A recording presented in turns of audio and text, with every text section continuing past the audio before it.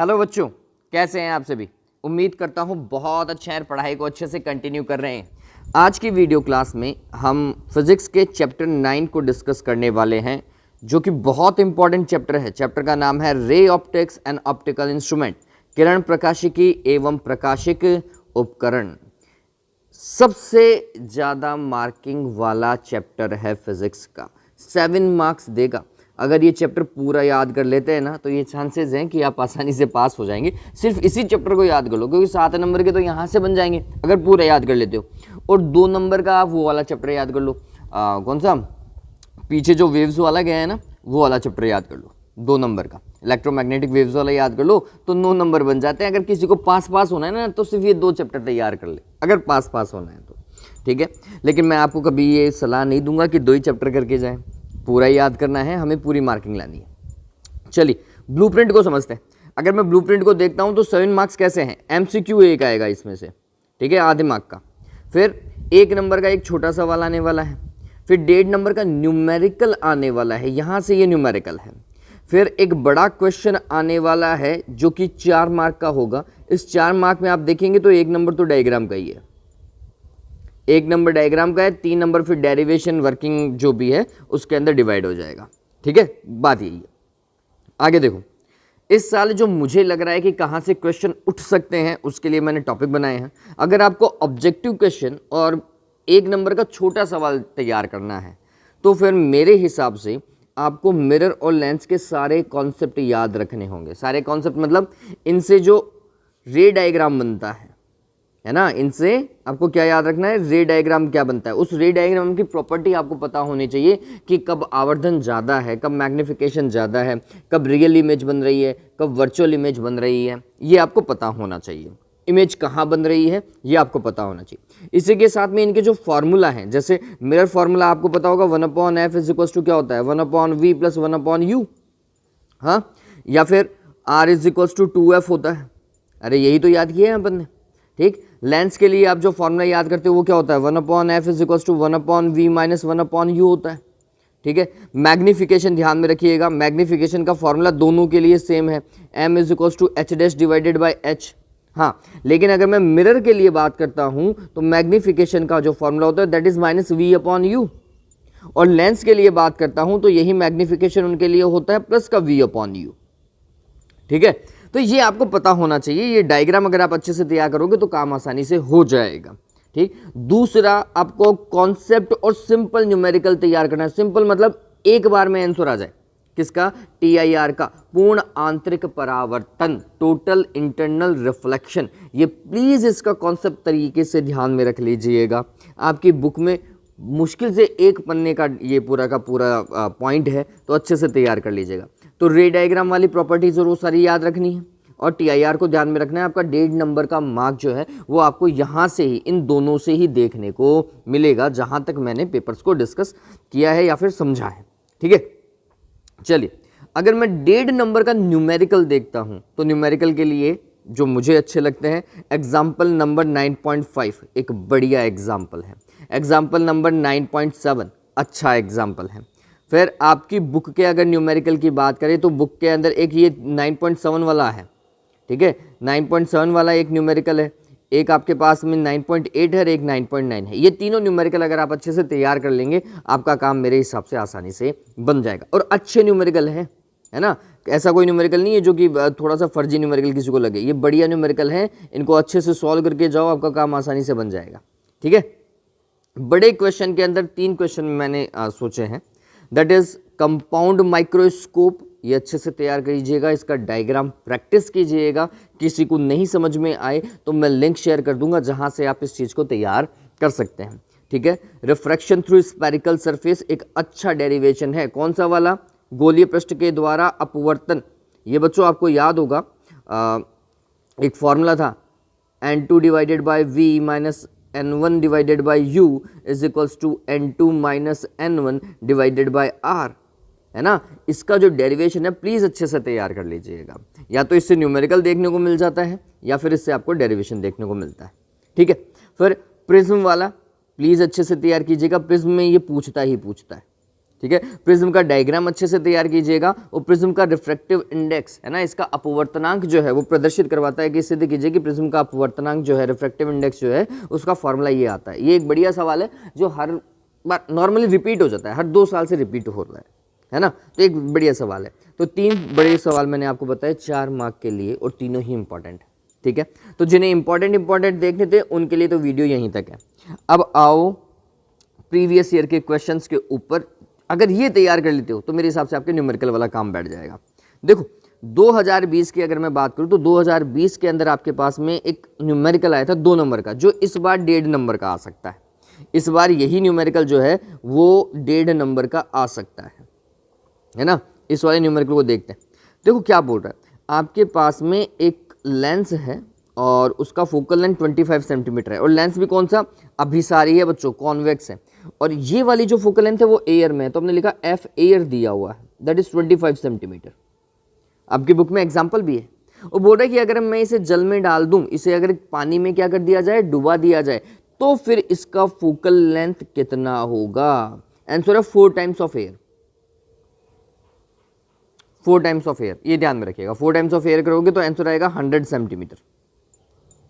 ये एक standard format है जो आप कॉम्पिटिटिव एग्जाम में याद रखते हो कि एयर से 4 गुना हो जाता है वाटर में। अब तरीका क्या है, हमें तो कॉम्पिटिटिव एग्जाम थोड़ी देनी, तरीका क्या है वो देखिए। तो हम बोलेंगे फॉर्मूला लेंस मेकर यूज कीजिएगा, 1/f air is equals to refractive index of glass जो कि लेंस का है with respect to air -1 1/r1 -1/r2। ठीक है, ये फर्स्ट फॉर्मूला। फिर दूसरा फॉर्मूला आप लिखेंगे, वाटर के अंदर फॉर्मूला क्या होगा, तो वाटर में फोकल लेंथ होगी, रिफ्रैक्टिव इंडेक्स ऑफ ग्लास ही है, लेंस का ये अपवर्तनांक देखेंगे आप, विद रेस्पेक्ट टू इस बार वाटर आएगा क्योंकि वो पानी में रखा हुआ है। ठीक है, फिर 1/r1 -1/r2, ये दोनों फॉर्मूला लिखेंगे आप एग्जाम के अंदर।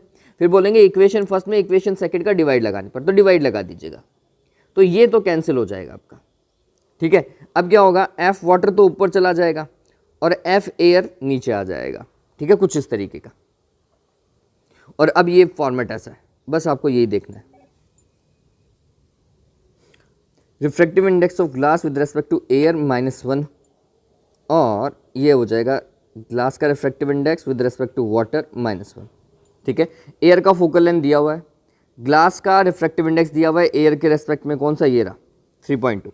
तो रिफ्रैक्टिव इंडेक्स ऑफ, यहाँ पे लिख देता हूँ, refractive index of glass with respect to air 3/2 है, यही यूज़ कीजिएगा। हाँ, refractive index of glass with respect to water नहीं दिया हुआ, तो ये आप ऐसे निकालेंगे, ये आप सभी को पता भी होगा। ठीक है, फिर इसकी वैल्यू 3/2 थी और वाटर के लिए 4/3 यूज़ करते हैं, तो ये आ जाएगा बच्चों 9/8। ठीक है, तो यहाँ पे तो 3/2 लिखिएगा, यहाँ पे 9/8 लिखिएगा और सॉल्व कीजिएगा, ऑटोमेटिकली आपको ये कैलकुलेट हो जाएगा। ठीक है, तो उम्मीद करता हूँ ये चीज़ समझ में आ गई होगी, और ये आपके बुक में एग्जाम्पल भी है, बढ़िया क्वेश्चन बनेगा। ठीक है, आगे देखो, जरा दृष्टि दोष किसे कहते हैं, ये तो अब हटा दो इसको, तो परावर्तक दूरदर्शी मतलब यहाँ पे कैसेग्रेन जो है आपके पास में टेलीस्कोप, उसकी बात कर रहा है ना। पहले 2020 के अंदर कैसेग्रेन को हटा दिया था, न्यूटोनियन था, लेकिन हम इसे कैसेग्रेन ही समझेंगे इस बार के हिसाब से। तो कैसेग्रेन जो आपके पास में टेलीस्कोप है, उसके आपको वर्किंग लिखनी है, उसका डायग्राम आपको अच्छे से बनाना है, किरण आरेख आपको अच्छे से बनाना है, उसके बारे में पूछा है। ठीक है, उसका कंस्ट्रक्शन पूछा था। हाँ भाई, 2021 के अंदर देखिए क्या था, बढ़िया सवाल है। बोल रहा है कि एक इमेज बन रही है, और वो इमेज कौन बना रहा है, सिंपल माइक्रोस्कोप बना रहा है, सरल सूक्ष्मदर्शी वो इमेज बना रही है। कहाँ पर, अनंत पर, इनफाइनाइट पर। ठीक है, इनफाइनाइट पे इमेज बन रही है, तो फिर मैग्नीफाइंग फार्मूला क्या होगा, उस केस में मैग्नीफाइंग फार्मूला क्या होगा। तो अगर अनंत पर है तो बच्चों ये बात ध्यान रखना, that is d/f, that is d/f। और अगर 25 सेंटीमीटर पर है तो 1 + d/f, अनंत को छोड़ करके कहीं पर भी, अनंत को छोड़ करके कहीं पर भी, है ना, अगर बन रही है तो फिर हम यूज़ करेंगे 1 + d/f यूज़ करेंगे। ठीक है, 25 सेंटीमीटर पे अगर बन रही है तो ये यूज़ करो। फिर नेक्स्ट देखिए 18, 2021 का क्वेश्चन है, लेंस की क्षमता मतलब पावर ऑफ लेंस पूछा है, that is 1/f, p = 1/f होता है, आप सभी को पता है, इसका पूरा का पूरा लिख दीजिएगा, और डायप्टर इसका यूनिट होता है। ठीक, फिर ये तो अपन नेक्स्ट चैप्टर में यूज़ करेंगे, ये तरंग प्रकाशिकी का आ गया, नेक्स्ट चैप्टर में देखेंगे। विभेदन क्षमता भी नेक्स्ट चैप्टर का है, छोड़िए इसको। खगोलीय दूरदर्शी, खगोलीय दूरदर्शी का मतलब कौन सा हुआ बच्चों? आपकी जो नॉर्मल टेलीस्कोप है ना, उसे हम खगोलीय बोलते हैं, एस्ट्रोनॉमिकल टेलीस्कोप ही बोलते हैं। उसके लिए बोल रहा है कि अभिदृश्यक की क्षमता तो इतनी 4D और अभिनेत्रिका की क्षमता कितनी 24D है और प्रतिबिंब अनंत पर बन रहा है, तो दूरदर्शी की आवर्धन क्षमता क्या होगी? आपको मैग्नीफाइंग पावर निकालनी है टेलीस्कोप की। थोड़ा सा तरीके से देखिएगा, मैं पेन चेंज कर देता हूँ। मैग्नीफाइंग पावर क्या होती है टेलीस्कोप की? m इज इक्वल टू आप लिखते हैं F0 डिवाइडेड बाई FE, ये तो लिख दो। लेकिन अगर पावर आ जाए, F0 और FE नहीं दिया हुआ है, पावर दिया हुआ है ना, ये आपको दिया हुआ है P0 और ये आपको दिया हुआ है PE, तो फिर ये फॉर्मूला फोकस का इन्वर्स बना दो ना, तो ये हो जाएगा PE डिवाइडेड बाई P0। ठीक है, PE 24 यूज़ कीजिएगा, P0 4 यूज़ कीजिएगा, आपका आंसर आपके सामने है। ठीक है, मैग्नीफाइंग पावर आप सभी को पता चल जाएगी, मैग्निफिकेशन पता चल जाएगा, अरे पावर नहीं, मैग्निफिकेशन पता चलेगा। ठीक है, हो जाएगा, ये तो आसान है। फिर इसी साल 2021 के अंदर प्रिज्म पूछा गया था, मैंने आपको बोला था प्रिज्म बढ़िया सवाल है, 2021 में आया और जहाँ तक मुझे लगता है ये 2023 में भी आया था और अगर हुआ तो इस बार 2025 में भी आएगा। ठीक है, बढ़िया सवाल है। चलो अब ये देखते ही आपको पता चल गया होगा, क्या बोल रहा है? TIR का है और TIR के अंदर रिफ्रैक्टिव इंडेक्स और IC के मिड में क्या बोल रहा है? रिलेशन बोल रहा है। तो आपको पता होना चाहिए रिफ्रैक्टिव इंडेक्स मतलब अपवर्तनांक और क्रांतिक कोण में संबंध क्या होता है? 1/sin IC लिखते हैं क्या? अरे ये लिखते हैं, तो 1/sin IC, डी ऑप्शन। ठीक है, मैंने पढ़ा नहीं है लेकिन देखते ही समझ में आ गया होगा। फिर इसके बाद में एक प्रिज्म दिया हुआ है, उसके लिए incident angle, angle of incidence और एंगल ऑफ डेविएशन, इन दोनों के लिए डायग्राम पूछा है ना। तो आपको ये पता होना चाहिए विचलन कोण और आपतन कोण के बीच में ग्राफ कैसा होता है। आपकी बुक के अंदर बहुत बढ़िया तरीके से दिया हुआ है ये विचलन कोण, डेविएशन और इंसिडेंस एंगल। ठीक है, ये ग्राफ कुछ इस तरीके का जाता है और हम बोलते हैं इस वाले पॉइंट के लिए हम बोलते हैं जब ये डेल मिनिमम होता है ना, तो I is equals to E होता है। ये लिख करके आए ग्राफ में। ठीक है, ये बता करके आए। चलो आगे, R is equals to 2F, इसका डेरिवेशन पूछा है। ठीक है, और ये डेरिवेशन तैयार करना चाहो तो कर लीजिएगा, नहीं तो इसके ऊपर न्यूमेरिकल आ जाते हैं। आगे देखो, यदि किसी 20 सेंटीमीटर फोकस दूरी के उत्तल लेंस का फोकल लेंथ दिया हुआ है, F1 लिख देता हूं, फर्स्ट लेंस कितना है? 20 सेंटीमीटर के संपर्क में 25 सेंटीमीटर का अवतल लेंस रख दिया जाए, F2 अवतल लेंस है, -25 लिख देता हूं। तो संयुक्त लेंस की शक्ति देखो, पहला लेंस कॉन्वेक्स लेंस है, फोकल लेंथ लिखा, दूसरा लेंस कॉनकेव है, फोकल लेंथ लिख लिया, और आपको उस कॉम्बिनेशन का क्या बोल रहा है? पावर कैलकुलेट करना है ना, पावर ऑफ द कॉम्बिनेशन पूछ रहा है। तो पहले तो 1/f निकालो बच्चों, 1/f is equals to 1/f1 plus 1/f2 और 1/f ही बच्चों मेरे हिसाब से पावर होता है। क्लियर है? लेकिन जब आप ये 1/f यूज करते हैं तो ये ध्यान में रखिएगा, यहाँ पे फोकल लेंथ मीटर में होनी चाहिए। तो अभी इस पी को तो हटा दो, ओहो अभी इतना ही कैलकुलेट करो। लेट सपोज करो आपने ये सॉल्व किया तो ये कुछ ऐसा आया 1/20 माइनस 1/25। ठीक है, वो माइनस वाली वैल्यू तो माइनस में ही रखूंगा। एलसीएम लो, एलसीएम लोगे तो 20 और 25 का एलसीएम मेरे हिसाब से क्या आना चाहिए? 100 आ जाएगा। ठीक है, तो 20 से दोगे तो 5 टाइम्स और 25 से दोगे तो 4 टाइम्स, इट इज़ 1/100। ठीक है, 1/f का वैल्यू 1/100 है। बताओ, डन हुआ? चलिए, और ये सेंटीमीटर, नीचे सेंटीमीटर में आंसर है, ये बात और ध्यान में रखिएगा, नीचे सेंटीमीटर है।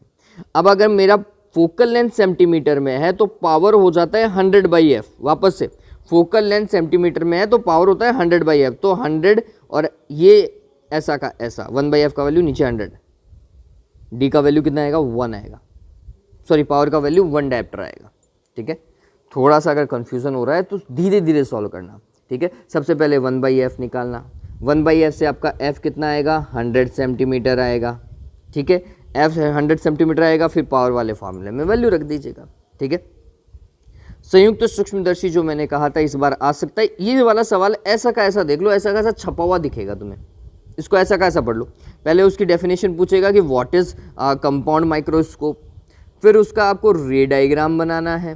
रे डायग्राम के बाद में उसकी वर्किंग को आपको समझाना है और उसके मैग्नीफिकेशन को डेराइव करना है। ये वाला अच्छे से तैयार कर लीजिएगा।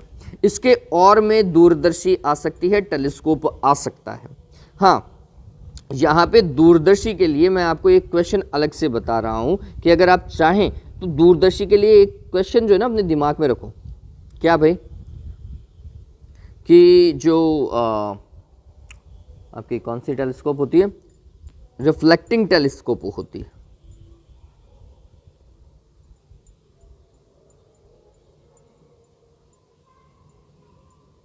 इसके बेनिफिट क्या है ना, आपकी अपवर्तक, सॉरी अपवर्तक नहीं परावर्तक, सॉरी परावर्तक जो दूरदर्शी होती है उसके बेनिफिट क्या हैं ओवर रिफ्रैक्टिंग टाइप, है ना, अपवर्तक दूरदर्शी के सापेक्ष में। तो ध्यान में रखिएगा, दो तो सबसे इंपॉर्टेंट है, हिंदी वाले बच्चों ध्यान में रखिएगा। ये कॉस्टली बहुत कम होती है, मतलब क्या कम कॉस्टली का मतलब क्या होती है, कम पैसे में मिल जाती है। ठीक है, और कम हैवी होती है, बल्कि नहीं होती है। ठीक है, और फिर इसके अंदर वर्ण विपतन, ये वर्ड ध्यान में रख लो, वर्ण विपतन और गोलीय विपतन का दोष नहीं होता है। ठीक है, ये दो वर्ड ध्यान में रख लीजिएगा, ये इम्पैक्ट डालेंगे अगर पूछता है तो। ठीक, यह बहुत कम होता है इसका दोष, है ना, वर्ण विपतन नहीं होता या गोलीय विपतन का दोष नहीं होता है। इंग्लिश के अंदर आप बोल सकते हैं कि it is lesser costly, lesser बल्कि, और वर्ण विपतन को बोलेंगे आप क्रोमेटिक एब्रेशन, और गोलीय विपतन को आप बोलेंगे स्पेरिकल एब्रेशन। ये दोनों ही एब्रेशन जो हैं वो इसके अंदर बहुत कम होते हैं, ये ध्यान में रखिएगा। ठीक है, जो दूरदर्शी में ये सवाल बन सकता था। चलिए, उत्तल लेंस की फोकस दूरी क्या होगी यदि इसकी क्षमता इतनी है, पावर दिया हुआ है तो फोकल लेंथ कितना होता है, 1/p लिख सकता हूं क्या, तो 1/2.5। ठीक है, अब ये आंसर मीटर में आएगा बच्चों, सेंटीमीटर में चाहिए तो 100 से मल्टीप्लाई कर दीजिएगा, तो ऊपर 100 डाल दीजिएगा, है ना, इस चीज़ को ध्यान में रखिएगा। तो मैं इसे 100/p कर दूं क्या,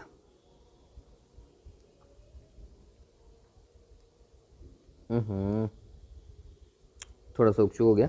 चलिए, तो f इज टू 1/p होता है, और 1/p की जगह आपको ये रख दीजिएगा, पॉइंट को हटाओगे तो ऊपर 10 आ जाएगा, है ना, तो ये हो जाएगा 25। फिर आप इस चीज़ को सॉल्व कीजिए, इस चीज़ को सॉल्व करेंगे तो इट विल बी 2/5, और अगर मैं देखूंगा तो it will be 0.4 metre. Metre को अगर आप देखेंगे तो 100 से मल्टीप्लाई कर दीजिए, 100 से मल्टीप्लाई करते 40 सेंटीमीटर आ जाएगा। ठीक है, बाद में 100 से मल्टीप्लाई कर दिया हमने, और क्या है। चलिए आगे देखो, अवतल दर्पण की वक्रता त्रिज्या 28 सेंटीमीटर है, वक्रता त्रिज्या r 28 सेंटीमीटर, और वो भी माइनस में आएगी। दर्पण कौन सा आपका, कॉनकेव मिरर है, तो फोकल लेंथ कितनी हो जाएगी, f is equals to r/2, r की वैल्यू माइनस का 28 divided by 2 that is -14 centimetre.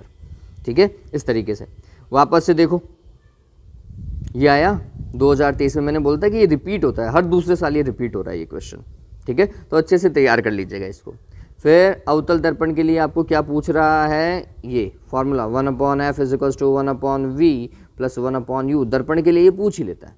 ठीक है, तो अच्छे से तैयार कर लीजिएगा इस चीज़ को। दर्पण ये आता है, शायद 2024 में भी ये रिपीट हुआ था, इसलिए मैंने फिर इस क्वेश्चन को नहीं रखा है।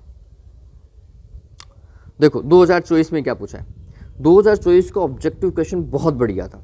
क्या बोल रहा है, आपके पास में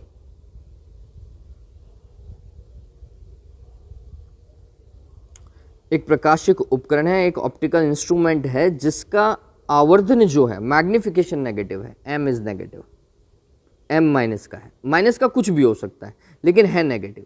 तो इसका मतलब क्या हुआ, तो जब भी m नेगेटिव होगा ना तो इसका मतलब है इमेज जो है वो वास्तविक है बच्चों, रियल इमेज बनेगी तभी जाके नेगेटिव होगा। और रियल है दैट इज इन्वर्टेड, उल्टी, ठीक है। तो रियल एंड इन्वर्टेड ध्यान में रखिएगा, रियल एंड इन्वर्टेड इसका मतलब होता है। और अगर यही चीज प्लस की हो जाती तो, प्लस की होती तो हम बोलते हैं वर्चुअल, और वर्चुअल है तो फिर इरेक्ट होगी, सीधी होगी, ठीक है। चलिए फिर संयुक्त सूक्ष्मदर्शी का क्वेश्चन बनाया है कि अगर उसके फर्स्ट लेंस का जो मैग्निफिकेशन है वो m0 है और दूसरे लेंस का मैग्निफिकेशन जो है वो m ही है, ठीक है, अभिदर्शक और नेत्रिका का, तो फिर रिजल्टेंट मैग्निफिकेशन क्या होगा? आपको पता है हम डेरिवेशन में ये फॉर्मूला यूज़ करते हैं, m0 into M E, use करते हैं नहीं करते हैं? तो ये वाला ध्यान में रखिएगा, रिजल्टेंट मैग्निफिकेशन पावर जो है वो m0 इंटू एम ई होगी, ठीक। चलो अब ये देखो, अवतल दर्पण की वक्रता त्रिज्या दे रखी है, फोकल लेंथ कितनी हो जाएगी? वक्रता त्रिज्या की आधी, है ना, रेडियस ऑफ कर्वेचर का आधा हो जाएगा, माइनस का 12 सेंटीमीटर लिख दीजिएगा, ठीक है, क्योंकि माइनस में वो आएगी ना ये वाली। तो हाँ, ये वाला जो क्वेश्चन था ये देखिएगा, एक दूरबीन है आपके पास में, टेलीस्कोप है, और उसकी आवर्धन क्षमता 9 है। अब दूरबीन की आवर्धन क्षमता 9 है ना, दूरबीन की अगर आवर्धन क्षमता 9 है तो मैं इसको ऐसा देखूंगा, मैं इसे कुछ ऐसा बोलूँगा कि भाई m का जो वैल्यू है दैट इज़ 9। और किसी भी दूरबीन के लिए अगर हम m की बात करते हैं, इसका एक फॉर्मूला होता है f0 divided by F E, ठीक है। तो इसका मतलब इस वाले फॉर्मेट से मेरे को मिलता है f0 is equals to 9fe, ठीक है। और उसकी नली की लंबाई 100 सेंटीमीटर, नली की लंबाई होती है f0 plus F E and that is 100, ठीक है। अब अगर ऐसा है तो f0 की वैल्यू रख दो 9fe plus fe and that is 100। तो 10fe की वैल्यू कितनी आ जाएगी बच्चों? 100। तो fe की वैल्यू कितनी आ जाएगी? 10 सेंटीमीटर। अगर fe 10 है तो f0 कितना हो जाएगा? 90 सेंटीमीटर हो जाएगा, ऑटोमेटिकली हो जाएगा। इतना सा सवाल था 1.5 नंबर का, और बढ़िया सवाल आ गया, है ना। चलो आगे देखो, पूर्ण आंतरिक परावर्तन को परिभाषित कीजिए। चलो ठीक है, मान लेते हैं, कर सकते हैं। और फिर किसी भी गोलीय दर्पण के लिए आपको ये सवाल दे दिया, 2030 में भी आया था ये, और 2024 में भी आ गया। फिर पार्श्विक विस्थापन को परिभाषित कीजिए। ये एक ऐसा सवाल था जिससे बच्चे थोड़ा सा कंफ्यूज हुए थे, क्योंकि उन्होंने कभी ये सोचा ही नहीं होगा कि यार लेटरल शिफ्ट कैसे दे सकता है। लेटरल शिफ्ट एक बढ़िया क्वेश्चन दिया था बच्चों, आपने स्लैब याद किया होगा ना, स्लैब याद है? स्लैब के अंदर ये वाली लाइट अगर आई, ठीक है, फिर ये कुछ ऐसे जाती है और फिर ये कुछ ऐसे जाती है, और अगर स्लैब नहीं होता तो ये ऐसे जाती है, ठीक है। तो इन दोनों के बीच में ये जो परपेंडिकुलर डिस्टेंस होता है, आती हुई मतलब निवेशी किरण को आपतित किरण बोलते हैं, और निर्गत किरण, ठीक है, के मध्य की जो ये लंबवत दूरी होती है ना, दैट इज लेटरल शिफ्ट, ठीक है, पार्श्विक विस्थापन है, आप इस चीज को बोल सकते हैं। देखो क्या बोल रहा है वो, वायु के सापेक्ष हीरे का क्रांतिक कोण क्या होगा? आपको क्रिटिकल एंगल देखना है डायमंड का क्रिटिकल एंगल होता है 24.41, ठीक है, और इसका रिफ्रैक्टिव इंडेक्स होता है 2.42, ध्यान में रखिएगा। दर्पण के लिए देखिए आवर्धन परिभाषित कीजिए, वो तो परिभाषित करोगे ही करोगे, m is equals to h dash upon h से ही बताइएगा। फिर इसका फॉर्मूला आप क्या लिखेंगे? That is minus v divided by u, ठीक है, ये थोड़ा ध्यान में रखिएगा, माइनस का v डिवाइडेड बाई यू रखिएगा, ठीक। फिर ये वाला क्वेश्चन वापस से रिपीट होता हुआ दिखाई दिया है क्या? f0 दिया हुआ है, fe दिया हुआ है, अब क्या पूछ रहा है? दूरबीन की आवर्धन क्षमता f0 डिवाइडेड बाई fe, ठीक है। फिर पूछ रहा है मध्य की दूरी, separation of lenses, f0 plus fe, 150 आएगा 150। फिर ये वाला क्वेश्चन मैंने आपको बोला था तैयार करना है, प्रिज्म को अच्छे से तैयार करके जाइएगा, प्लीज़ अच्छे से तैयार कीजिएगा, ठीक है।